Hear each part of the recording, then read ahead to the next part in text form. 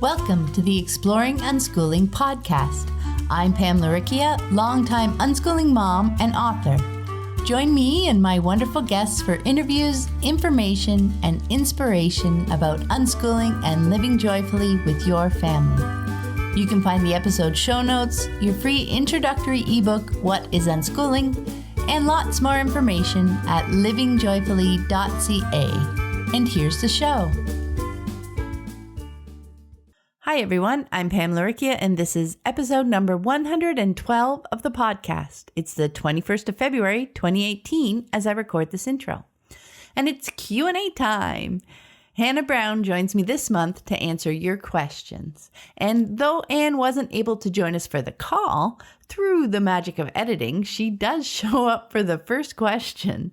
And this month, we dig into questions around helping a child who feels powerless and defeated, how to support a child who left school 6 months ago, personal hygiene choices, and the challenge of different personalities and meeting their needs.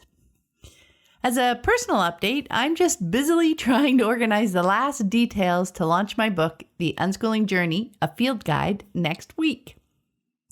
There are a surprising number of moving pieces to it, but so far so good. Fingers crossed. And there were 3 new reviews of the podcast posted last month on iTunes. Thank you so much. They're lovely, and I thought I'd share.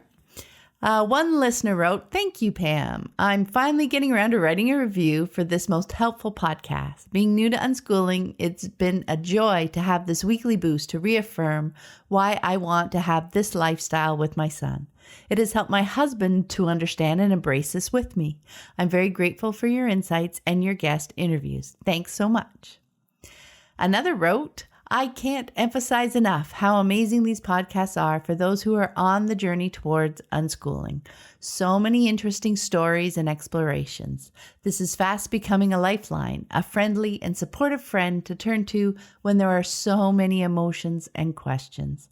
Just an invaluable resource given with so much kindness and generosity. Thank you so much, Pam." And the third listener shared, "Thank you, Pam, for continuing to put these podcasts together. I'm relatively new to unschooling and live rurally, so I need these podcasts to be encouraged and inspired. I always get great ideas from your guests and you. I even share them with my schooling friends because they inspire a more gentle parenting style. Thanks for all your hard work." And thanks again for taking the time to post reviews. By telling iTunes that you like the show, it's more likely to show up in searches for new listeners to find. And when they do, reading reviews helps them decide on whether they want to try the show out. And I also love knowing that you are finding these all these episodes and interviews and discussions and Q&A shows helpful on your unschooling journey. That makes my heart sing. And a huge thank you to everyone who has chosen to support the show on Patreon. And a big welcome to new patron, Elisa. Thank you so much for joining us. I deeply appreciate all my patrons and their generous support, helping me share unschooling information and inspiration with anyone who wants to explore the fascinating world of unschooling. If you'd like to support the show, even for as little as $1 a month, check out the Exploring Unschooling page at patreon.com. That's patreon.com/exploring unschooling. And for this week's quote, Hannah summed things up very nicely. She said, "If there's anything you can take away from this episode, it's don't project out. Just look right here, be right here and connect. See the beauty and the joy in what your child is doing right now and celebrate that because the rest of it will really unfold if you keep that connection going." She said it so beautifully. "When your attention wanders or fears try to distract you, bring yourself back to the moment again and again. Maybe try it this week and see what you discover." And now, on to your questions. Welcome to another Q&A episode. I'm Pam.Lucie from livingjoyfully.ca, and I'm happy to be joined again by Anna Brown. Hi, Anna. Hello. Hello. Anne is not able to join us for the call this month, but she very sweetly did take the question that she was going to read and recorded that separately along with her answer. And with the magic of editing, she starts us off with the first question. Our question is from Katerina in the UK, and she writes, "Hi, reading Q&A episode 95 gave me goosebumps. Validating someone's feelings makes so much sense. I know how I feel when I feel understood. Someone once said that to feel understood is to feel loved. My 11-year-old, though, often says, I have the worst luck in the world. He gets frustrated often while video gaming, and when he can't do something, like his Nerf gun is jammed, his shoelaces are not cooperating, etc., and his explanation is always, it is because of my luck. It breaks my heart to see him feeling so powerless and defeated. I guess what I'm asking is how to help him feel a bit more capable and lucky, apart from validating, which I'm working on now. Thank you." Well, hi, Katerina. I'm so glad our words landed in the right place and gave you goosebumps. And it sounds like you can see why validation is so necessary and valuable. I often call it radical validation because of how authentic our validation needs to be and to feel. So when I validate, I do go to a place when I have felt much like how my child is feeling, and I can validate him with nothing but a deep and authentic understanding. However, and here may lie a little tricky part about validation, it's crucial that we don't own our children's feelings. Our connection to and understanding of what they're feeling with our validating is completely separate from taking their feelings and owning their feelings as a heaviness and a weight in our own lives. So many people say that seeing their children in challenging situations and feeling bad about themselves breaks their hearts, as you said. And I get that. But I personally make sure I don't feel that way. It would be easy to slip into feeling that way, and that's why I make sure that I'm mindful of doing the work of holding my child, no matter what, in a vision of light and trusting in his feelings, trusting in his path, even and especially when it's challenging and maybe a painful stretching time for him. I have some writings on my Shine with Unschooling website that are about validating our children. You may have been there and read them, but there's an excerpt from a conference talk I did years ago. The talk is about when Sam started working at his first job in a professional restaurant kitchen and was having a very difficult time. Here's a part of that talk.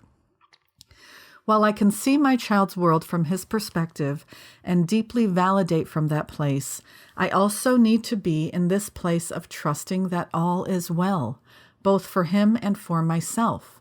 My child needs this from me, especially when he is feeling sad or otherwise challenged and is not able to connect to any light in his life, not able to reach for a better feeling place at all. When I am able to hold the trust that these challenging times are a time of stretching and growth, then I am the one who remains at the door of infinite possibilities. I am the one who can still see and accept the goodness that is there for my child to claim at a time when he can't do it for himself. And he can feel then that I'm holding onto his light within me. Even if I'm so radically validating that I'm crying and sharing raw emotions with him and validating this darkness that he's feeling. He can feel that I am not pitying him. He can feel that I am not feeling sorry for him. He can feel that I understand him, that I see him, that I hear him, that I know that this is hard, and yet he knows that I do trust in him and his path no matter what. He can feel that I'm ready to help him in any way I can, any way that he needs me to. He can count on me to throw him a lifeline when he needs it because I have stayed in the perfect position to be of value to him by not disappearing into his emotions and doubling the weight and the darkness that he is already carrying. And while I have no expectation of my child to be happy, because I wouldn't want to presume that even there is where he should be, I do tend to trust that this is what he will naturally want to reach for when he is ready, because I know that this is where my child feels good about himself. And that's the feeling we've always walked toward in our family, feeling good about ourselves. I trust that my child will eventually be able to let in his own light with my help if he desires it, because the very thought of, I want to feel better, is in and of itself a sliver of light. And even a sliver is enough because it always grows from there. So when he is ready to let in some light, I am ready to offer it to him because I never let go of it for 1 second during what he was feeling was his darker time. I never owned his feelings. I radically validated them. So, Katerina, I'm just maybe asking you to just be aware of your energy when you are with him.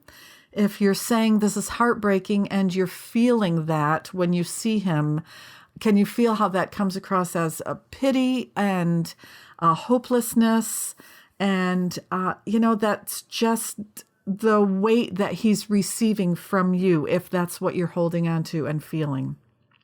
So if that's what he's receiving from you, then it's even more difficult for him to get out of his own weight that he's holding on to, because he's also feeling the weight of your weight about how he's feeling. Do you see what a vicious cycle that could be? So I said that this is the tricky part about validation, but only tricky until you really understand it. It kind of flows after that. You can validate your son's feelings by holding on to times when you have felt frustrated with things that are happening yourself. That validation can sound like, oh, I'm so sorry. I get frustrated with things like that too. Can I help you with anything? Or if it's his game that he's frustrated with, validate that frustration that comes with gaming, because that's what gaming is. It's not all easy and winning. It is frustration. So it's easy to validate that part that he's frustrated with, and maybe end on a note that shows that you're not owning his weight. Like when I added, can I help you with anything? Sam used to appear grumpy and rude when he was frustrated with his game, but I didn't see him as being grumpy or rude. I knew it was the real work he was doing in his head about the game. And after validating that and not taking what appeared to be grumpiness and rudeness personally, he would head back to the game and try again, because that's kind of what's happening in their heads when they walk away from it in frustration and like your son feeling bad about himself and feeling like he has bad luck and everything. For me, it's easy to validate that very real work that they're doing because it is frustrating. And our validation allows them the space to see their frustration. And from there, it kind of creates a space for them to open up possibilities of another way to approach the game. And that's why, Sam would come out all, grumbling about it and maybe feeling bad and everything. And he would get validation from me. Do you want a snack? What can I do? And then he would be right back at the game because it all opened up for him. So our validation helps our kids to see their frustration, see that it's real. It's a real thing in everyone's lives. And that allows them to release it when they're ready. What I feel is most important here is to be aware of the language in your validation. When your son talks about having the worst luck in the world, I wouldn't say, I know, I have felt like I have the worst luck in the world too. I would use words that are simply a part of the truth of what he's feeling in the moment. Like, oh no, I see you're so frustrated about that. Or I understand sometimes I feel so frustrated, upset when I can't do something too. This language and these words are words that describe what most everybody feels throughout the course of any day, really. And if you also show him throughout your day the times when you feel frustrated, but you're able to laugh at yourself also, or you're able to shift to feeling good about yourself right afterward, this will give him a map of how he might be able to navigate his feelings as well. And I feel like you definitely don't want to help him feel more lucky. I don't know. I feel like luck is just not a thing. I actually looked up the word to see what it actually means, and its definition is success or failure, apparently brought by chance rather than through one's own actions. So I don't feel like that's something we want to foster in our children's lives. What we do want to hand to our children is assistance in feeling empowered about how to choose how we feel about something, how we react to circumstances, and how we don't have to own the weight of what feels like a mistake or frustration, but is simply a part of learning and of life. Because it is always a choice. How we are feeling is a choice, and how we respond is a choice. Thanks so much, Anne, and great question, Katerina. As you mentioned in your question, validating when things get frustrating makes so much sense. And I love what Anne shared about not taking on our children's feelings as our own. That's so important to the process, as well as using words that more closely describe what is happening, like frustration, if that's what you're seeing. So you can fully validate his frustration when things don't go well without taking it on. And then in relaxed moments, chat with him about different ways to move through those times, helping him explore the kinds of tools that might work well for him. And if he continues to use the concept of luck to frame things right now, I think that's okay. It may be helping him gain some distance from things, helping him process things a bit detached from them.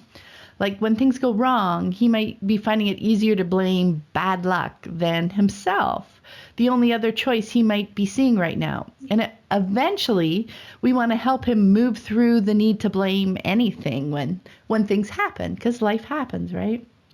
Now, it might help for you to be extra careful not to use any kind of blame language when you're talking about things in general, either outright or even just implied in the impression that you leave with your words. So if that's his framework of choice right now, you could meet him there by unobtrusively mentioning when you see good luck happening. By that I mean just commenting, "What good luck?" when something goes his way. There's no need to say anything else. Just continue on with whatever's happening. Because you don't want to be heavy-handed and point out, "See, it's not all bad. You have good luck too." Let him make that connection over time. And I think that could also help him make the connection that it's not really about luck at all. Because he'll realize that the good luck that you point out is often the result of actions that he's taken. And he'll make the connection that he has a good deal of agency and control in his life, more than he's been giving himself credit for. And it may be easier for him to recognize that at first on the positive side, on the good luck side. But eventually he'll make those connections with the frustrating, more bad luck side as well. But as Anne mentioned, luck is just a layer on top of reality. We really do have a lot of control in our lives, and it's more helpful to use direct language to describe situations. So be sure to pay attention to his language, because over time, as he gains experience and shifts how he describes things, be sure to shift too, as well as taking any opportunity to use that more direct language so that he can see that in action. Anna?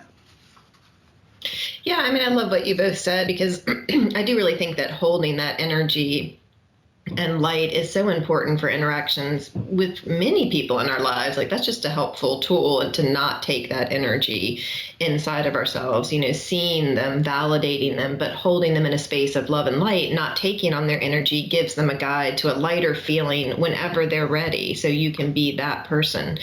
And yes, watching the language really gives him new words for those experiences.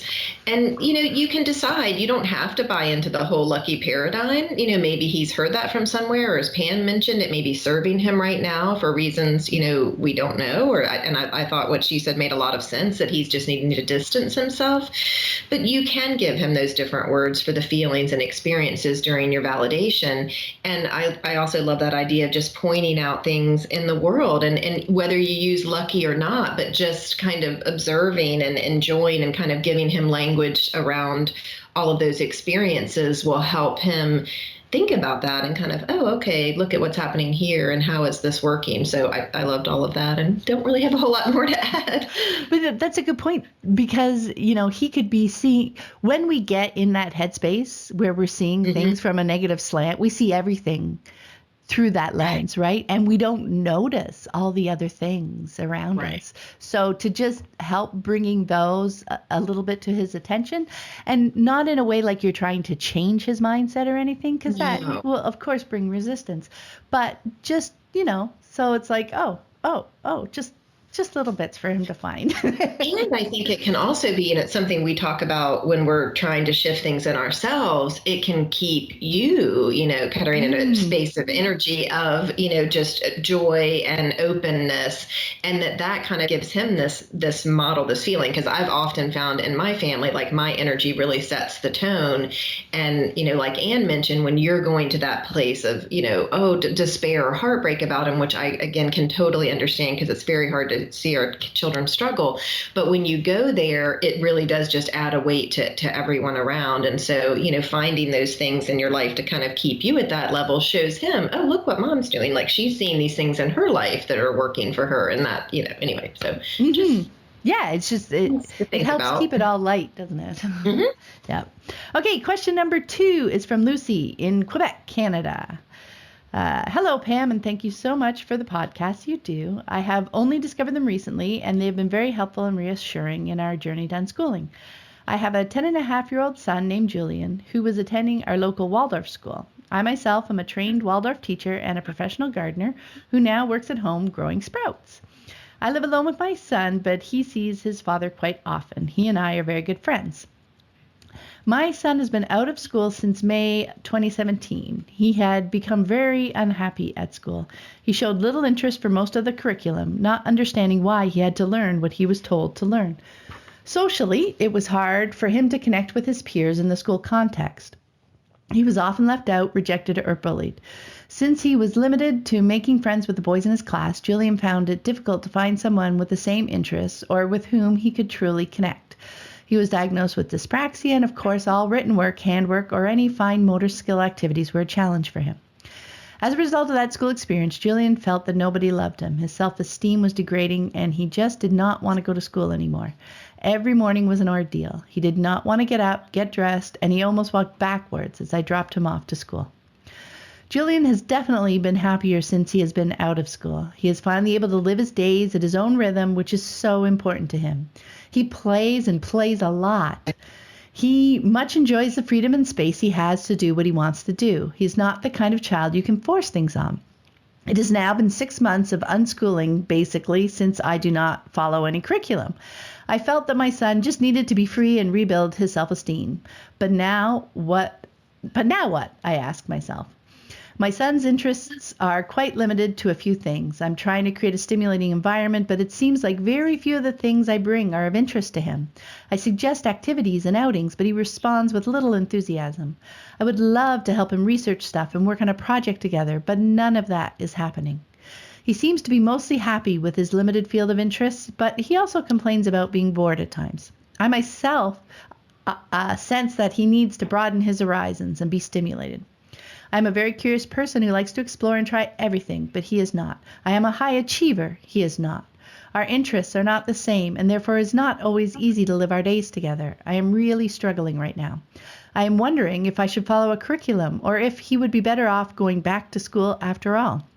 It is hard for me to accept him as he is right now. I hear all these great stories about other unschoolers, and ours is not like that. And then the fears and worry creep in. I worry that he will never develop any other interests or passions. I worry that he will always be closed off to trying out new things and not learn a variety of things. And this unschooling experience is supposed to be fun, right? How can I make it so? Because right now it is not. His father is worrying even more, and as a result, he tries to force ideas and specific activities on our son. He would like me to push our son to have interests, quote, of value besides video games, and to work on them as a research project of some sort. He said he was not pushed enough to perform as a child, and he does not want his child to turn up like him. I, too, want to be living joyfully with my son. My main reason for taking Julian out of school was that he'd be happy again and that he rediscovers the joy of living on this earth. My deepest wish for him is that he flourishes with all his vibrant colors, colors that are his own. I want him to learn to listen to his own voice and to trust his heart, to never lose sight of who he is and to nourish and honor the great being he is. So there it is. I hope you can make some sense out of this. I'm just wondering what my role has to be now. And am I failing my son's education? I just feel I need to do more. But what?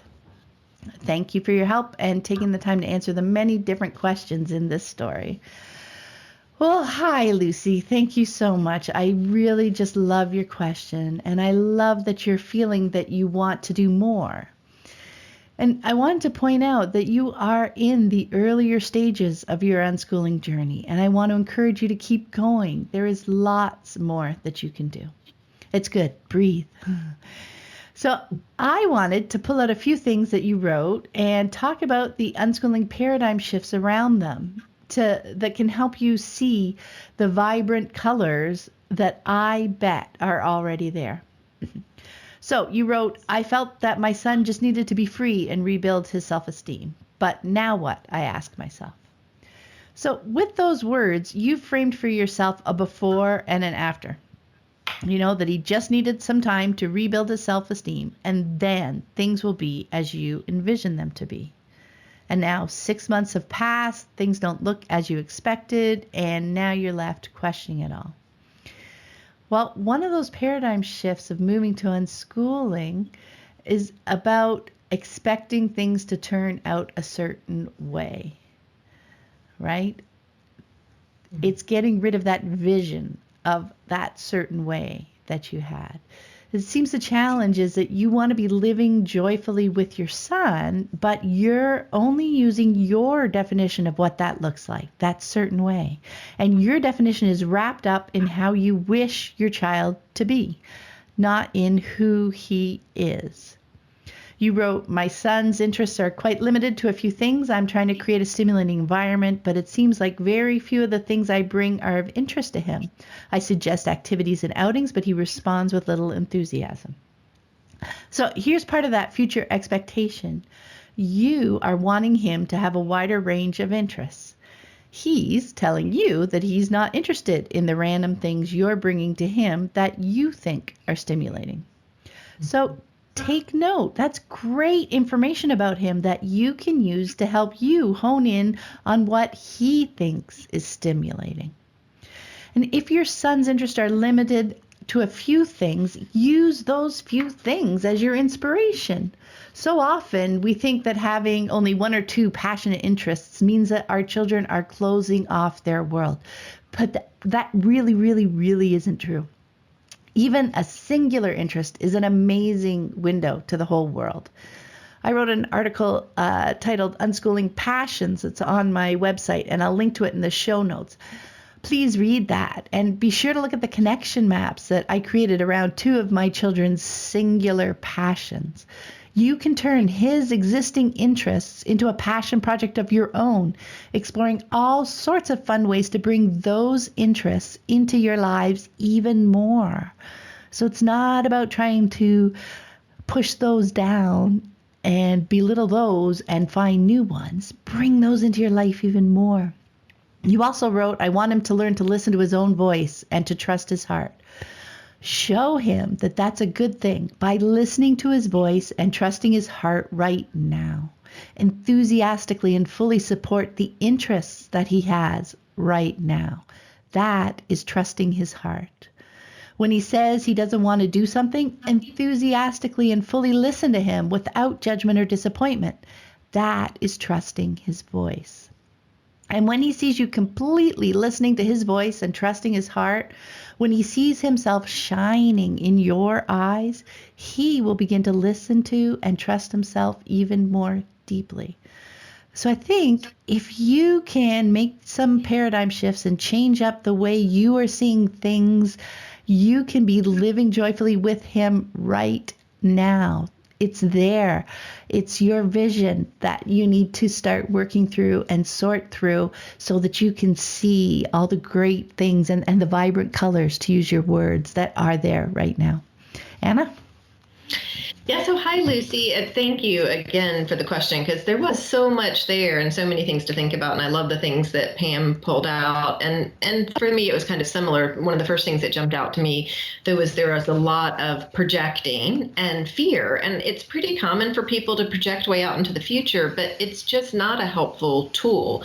because it basically removes us from the present moment, and we just end up borrowing trouble that may or may not come to pass. And I've found that it's very hard to see clearly or to make sound decisions from a place of fear. So that's just some inner work to set that aside before you can actually look at what's in front of you. If we stay present in the moment, connected and curious, the future unfolds in ways that we can't predict, that we can't plan and map out in beautiful, beautiful ways. And you said this, and I'm going to repeat it. My deepest wish for him is that he flourishes with all of his vibrant colors, colors that are his own. I want him to learn to listen to his own voice and to trust his heart, to never lose sight of who he is, and to nourish and honor the great being he is. And Lucy, that is so lovely. And maybe it's something that you can print off and tape it in a spot that you'll see it every day, because so much of the rest of your question is really the opposite of this feeling. And you mentioned how different the two of you are, and that's okay. You know, one's not better than the other. It's just different. You don't want him to flourish in your colors. You want him to flourish in his colors, to be who he is. And finding ways to celebrate the person he is can help you connect and find joy in your time together, even when you're doing different things. And you continue to be the vibrant, curious explorer that you are. Enjoy that, but know that different people approach life in different ways. He may be a person who prefers focusing on one thing at a time, or who has these singular passions. And that's lovely. And like Pam said, singular passions lead to all kinds of connections across the world. So my friend Pat has a theory and an essay even somewhere out there that's like, you can take chocolate and learn about the whole world. And it's so funny how it connects with everything, with, you know, economics and passions and cooking and recipes and math and everything else, because that's just the way it works. And that's what's so great about unschooling is there's no subjects, there's no putting things into a project or a report like, you know, you and your husband are talking about. We connect with all the different aspects of what's happening in the world. And it's a beautiful way to learn. And things really stick more because they're grounded in this foundation of things that we're interested in and things that mean something to us. And it also sounds like that he's been through a lot, and that healing from that may take longer than you're expecting. We have had many people over the years talk to us about experiences, and it will be years later, and their child will still be talking about difficult experiences from first grade. And so there's really no timetable for healing the spirit after there's been some trauma and upset. And it sounds like he had a difficult time with bullying and not wanting to be there and feeling left out and lower self-esteem. So giving him space and unconditional love and seeing the beauty inside of him will go such a long way to creating a space for this healing to happen. And I also just wanted to kind of point out as a more generality that those preteen years often have a lot of hibernating periods.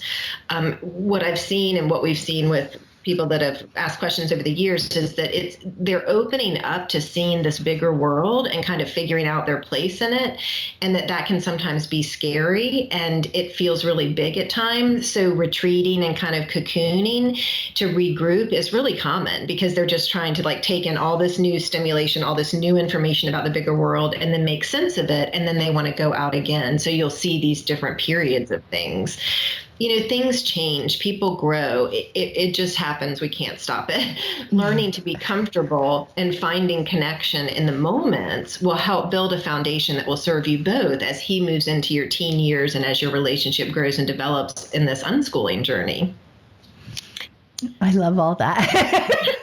Such great points. And even for my kids, I think when they left school, it was at least a good year before I saw them, I was going to say come out of their shell, but it's more just, being just totally open in the moment, right? Being able to be right in the moment. I mean, but like you said, still things will come up.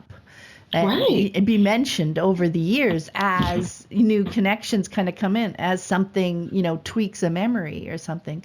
But it definitely takes lots of time. And Oh, go Go ahead. ahead. No, go I was just ahead. gonna say I loved the idea of everybody's vibrant colors being different.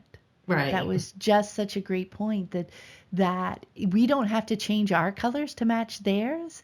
That's the point is now seeing theirs, seeing their beauty, seeing the things they love, um, without being clouded in our judgment while accepting ours as well. That's beautiful. Yeah.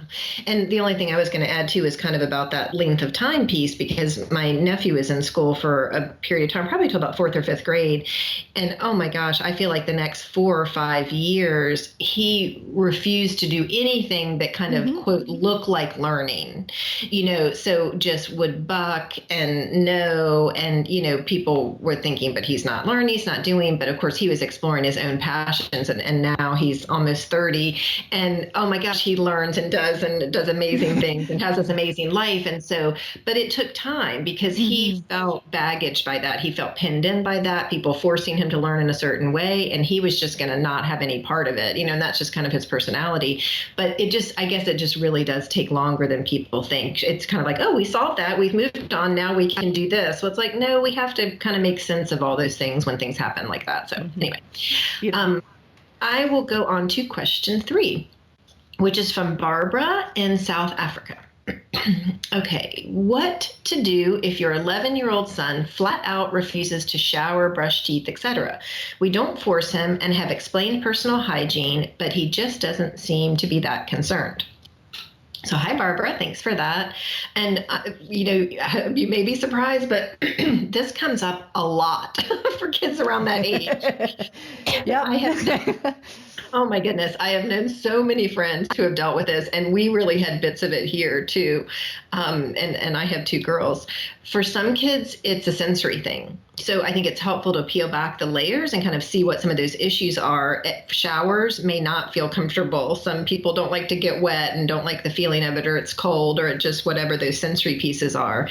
And so spot cleaning, is an option. We called it pits and parts here. So if he doesn't want to get fully wet from a shower, then maybe just cleaning pits and parts can help with the hygiene concerns of those around him. So, just again, kind of peeling back, there's not one way to do it. Dry shampoo was another great tool for us and for those who don't want to shower all the time. I made my own, but there's plenty out there that you can buy.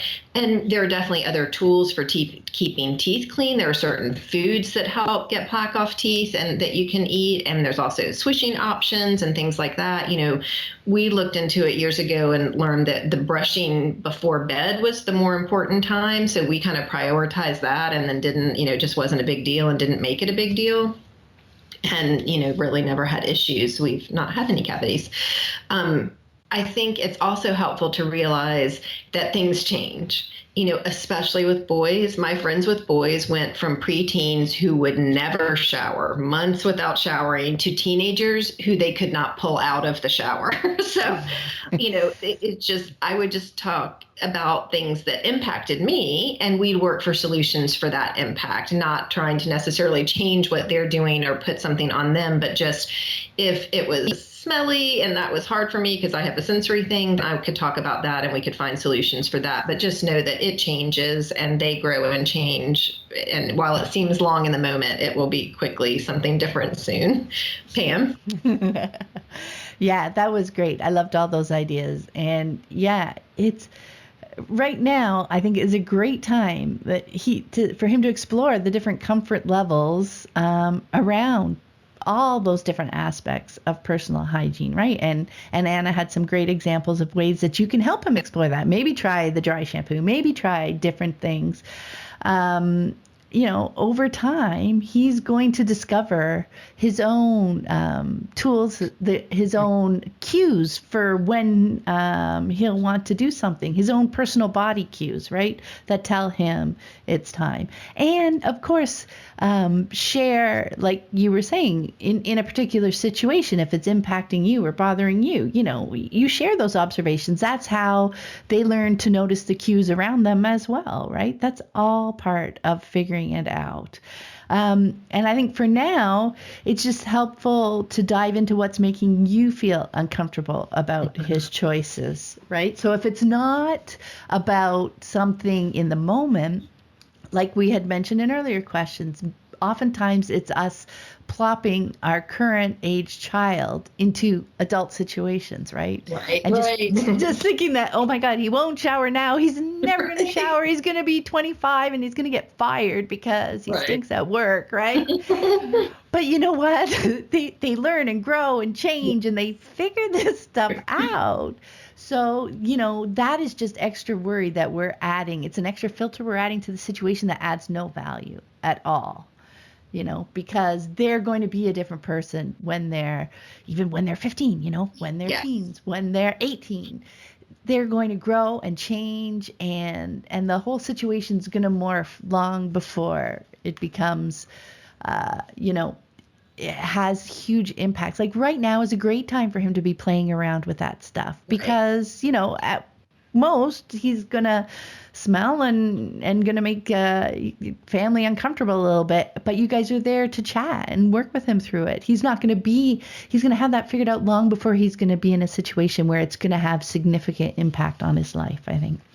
Yeah, I think so too. And I think another thing that is important and kind of interesting that we found is that people tend to have very specific ideas about this. So I have friends that they basically have to shower every day. That's important to them. They get up. That's how they wake up. They shower every day. Well, I don't like to shower every day. I have long, heavy curly hair and it's tough on my hair and I don't like the wet feeling of it. And I just find it isn't good for my skin and blah, blah, blah. So I don't shower every day. And so they're surprised by that. And I'm surprised that they're showering every day. And so it's just really important to realize it just takes all types. Like we like Pam said, he's going to find his rhythm of that. And it may look different than yours. And that's okay, that there's lots of different ways to take care of, personal hygiene. So it's very empowering to them to figure out for themselves, right? What works for them. Okay, question 4 is from Chelsy in Florida. Hi, my question is about honoring family members with different preferences and needs. My husband and I are very much introverts. We tend to stick to home and aren't very social, but we like to go out as a family on the weekends when he doesn't work. My son, age 6, is mostly the same. He likes doing things, but a lot of the time he prefers to be home. My daughter, 8, is extremely social. She is always wanting to be out doing things and talking to people. She is also content at home, but I know she would always prefer to be out and about. The problem is, when I do take the kids out to do something, I often wish I hadn't. Sometimes it's because they fight the whole time we're out. Sometimes it's because my son runs away from me or is mean to other kids. Sometimes it's because they each have something totally different they want to do and can't agree on anything. I have tried so many times to do things with them and have had so few successes. By success, I mean everyone actually enjoys whatever we set out to do. That I really just don't take them anywhere during the week anymore. Unless my husband can be with us so we can split up if things aren't working out, it's just too much for me. I don't like that. I want to do fun things with them. I want to take them places. I'm just not sure where it's falling apart. When similar questions have been asked on the podcast before, the advice usually includes talking things through and having conversations about what everyone wants and how we can work it out. I haven't been able to get that to work. My son doesn't seem to want to listen. When I try to talk to him, if it's something he thinks he doesn't want to hear, he just runs away screaming, "Stop talking to me." We have been able to work out compromises with him. If we can get him to tell us why he wants a particular thing, we can sometimes make it work. But usually he doesn't want to cooperate long enough to get to that point. So I stay home. I don't think that's necessarily a bad thing, but I worry that I'm not exposing them to enough interesting things. I tell them no a lot when they ask to do things because I'm just tired. I don't want to go through it all again. When outings go downhill, I start to doubt my choice to unschool. They certainly don't act like the other unschooling kids mentioned on the podcast. If someone saw my kids at the park, they probably wouldn't describe them as kind and respectful. I feel like I'm doing something wrong, but when I stay home, I feel like I'm holding them back. I'm trying to get my daughter involved in groups where she can go regularly to be social with other kids and help fill her up that way. But is it okay to stay home and only go out on weekends? How can I get to a point where doing things with them is actually fun? I had hoped that it would get better as they got older, but that hasn't really been the case so far. I hope this question is clear. I had a hard time finding words for it. Thanks so much for your help. And thank you, Chelsy. I really appreciate your question because this dancing with different personalities is challenging, isn't it? So let's start with your final question there. Is it okay to stay home and only go out on weekends? Well, sure. If that's what works well for your family right now, absolutely. And realize that that's going to change over time. You wrote, I had hoped that it would get better as they got older, but that hasn't really been the case so far. Now, your children are only 6 and 8 years old. They're not very old at all. When my eldest two were that age, they were in school. I hadn't even heard of homeschooling, let alone unschooling at that age. So I would say give things more time. This all going out places together and everyone having fun is not something that needs to be solved quickly.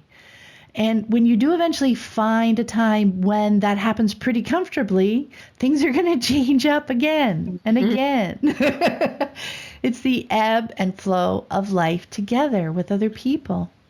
You mentioned that the suggestions we usually give in similar circumstances on the podcast about talking things through and having conversations about what everyone wants and how we can work it out. Absolutely. But then you added that your son doesn't seem to want to listen. When I try to talk to him, if it's something he thinks he doesn't want to hear, he just runs away screaming, "Stop talking to me."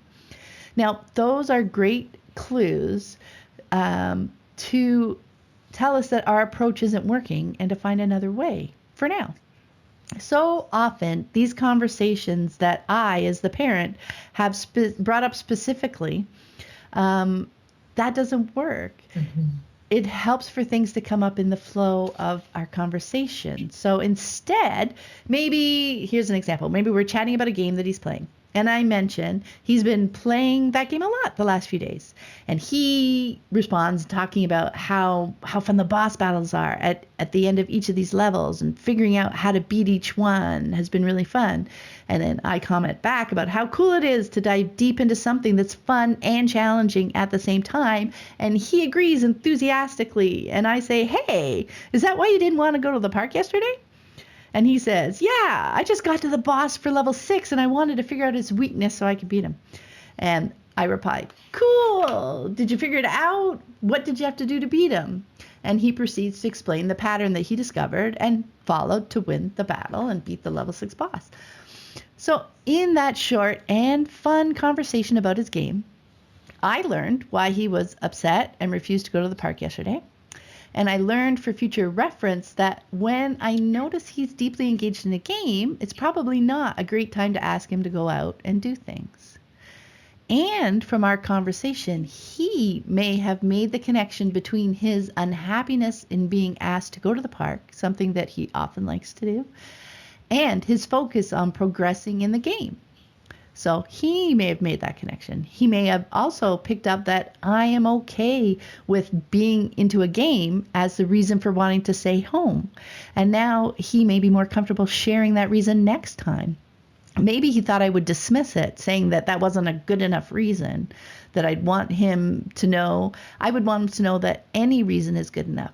So can you tell how even in that short, happy, fun conversation about a game, we managed to exchange some information that will help us moving forward with figuring out how to meet everyone's needs, including going out, when that might work better, when it might not, etc. So you don't have to have direct conversations with your son to figure out those pieces of information. You can be watching him, you can be seeing patterns, you can be making comments to help him see connections and to confirm for yourself that that really is a connection without having to directly address it.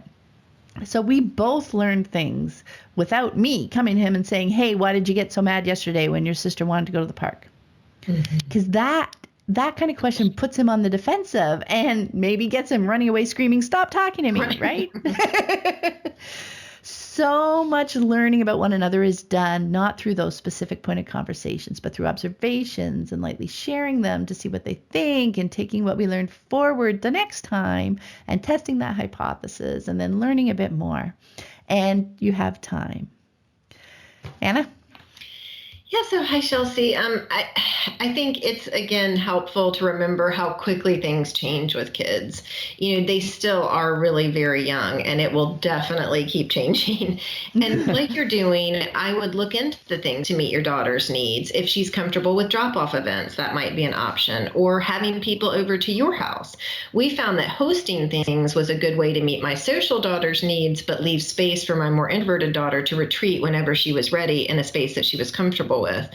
And that involved much less schlepping and of people and stuff and much less conflict. So we made our home the fun home to visit and to hang out, to kind of meet those divergent needs. And one of our summit participants just shared really the most beautiful idea related to this issue. Her son would often tire of events before her daughter would, so she made a den for him in the back of their minivan where he had cushions, his electronics, and just this really cool, inviting space. And he loved it, and it allowed her daughter more time with friends. So I love the kindness and the creativity involved in this solution. And being an introvert myself, I can see myself retreating to the den with that child while my other child would be out enjoying all of the hoopla and fun of the big crowd. So I love that idea so much and wanted to share it. And like Pam said, you asked, is it okay to just go out on the weekends? Well, of course, if that's what feels best to everyone right now, trust that.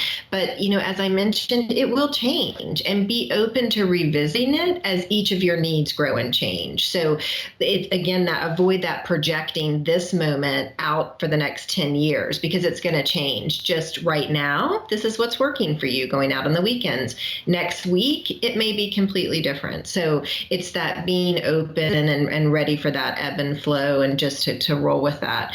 And I love what Pam said again about kind of what we call those sideways conversations, away from an event where you can gain some insight. It's definitely, not going in with this agenda. Why is this happening? What can we do differently? And sometimes that works for some kids. They're able to have that kind of direct conversation. But for a lot, it's really more just being, especially I see it with my younger daughter. It's like, we just have to have this kind of parallel time, and then things will bubble up. We'll be talking about different things, and, then suddenly she'll come out with, I didn't like the way this happened last week, and which kind of surprised me, like, oh, okay, I didn't know we were going to talk about that. But it gives that open space. And so there's just some kids and adults that like to, bubble up and get comfortable with the conversation. When someone comes at them with questions, they can retreat. My daughter's more like just kind of closes off, and it sounds like your son's more like, no, get away, and so it's just, again, those are the clues to, okay, that wasn't what we need to do. Let's figure out another way. And just sitting and being and being open. And also sometimes it's just observing, it's just observing some other things that are happening, and taking yourself out of it, because I think sometimes we can feel we're being thwarted, perhaps, when, kids aren't agreeing or they're fighting or whatever. And it's we're taking that on as our own emotion, like we talked about in the earlier question. Let some of that wash over you, and observe, like, okay, what happened to get us here? Where, what led up to these events? And then sometimes that can give you some insight into ways to approach it differently. Even without a conversation, you'll be able to see some of those pieces. But anyway, so I think that's just a few things to think about related to that. So thank you for that question. Yeah, I just wanted to point out, because that, I think, is one of the hard shifts to unschooling, is to being in that moment without projecting that moment into the future, right? It is hard to do. It's just in our nature to be like, well, okay, even if this works for us now, but what about 5 years from now? And then all of a sudden we're caught up, oh my God, well, that won't work when we're 20.